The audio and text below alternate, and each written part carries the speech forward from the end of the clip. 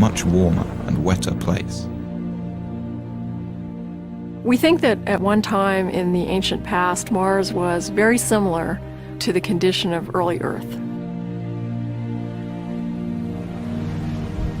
This Martian warm age lasted for over 1 billion years and could have been a suitable environment for the development of life. If we go to Mars and find evidence of a second Genesis on Mars, I think we can conclude that the universe is full of life.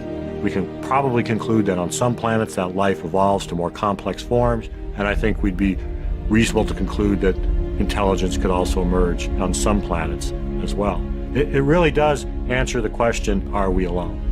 And that to me is a question that transcends science. It's a philosophical, societal, as well as scientific question. To me, that's the big prize. That's why Mars is interesting. That's why human exploration makes sense. Space programs are often criticized for the huge sums of money they require. Although the American space program is less than 1% of the federal budget, a human mission to Mars may have to wait for better times. There are those who say that we have many problems to deal with here on Earth, and we need to postpone ventures such as the human exploration on Mars until these problems are solved. Well, there were many problems in Spain in 1492, and there still are. There are problems that need to be dealt with here on Earth, and should be dealt with. But we also have to think of the future. We also have to think about opening up new volumes in human history.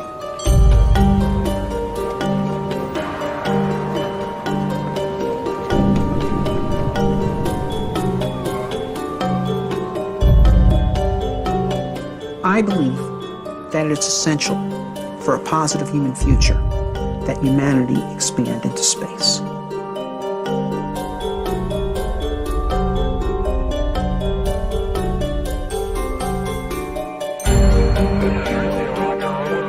The greatest value that we got out of Apollo was the creation of intellectual capital through the inspiring of millions to go into science and engineering to be part of the great adventure of human expansion into space. There's a phrase that happened with the Apollo program, which was, if we can go to the moon, we can.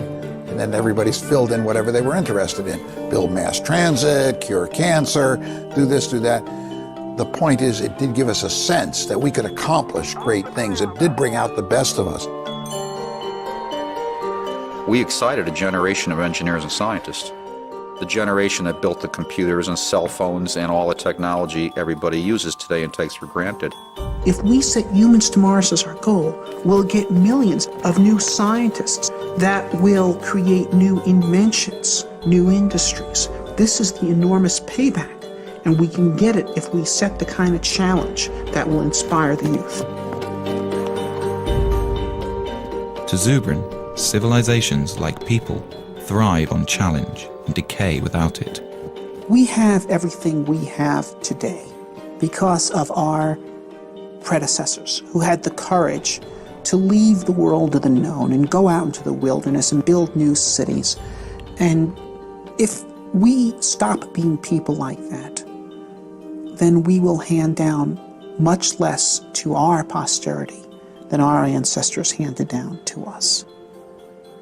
So there's the choice in life. One either grows or one decays. Grow or die. I think we should grow. History proves that we have never lost by pressing the limits of our frontier. In the summer of 1989, the first President Bush announced the Space Exploration Initiative, directing NASA to draw up long-term plans to get humans back to the moon and begin developing a program of manned Mars exploration. At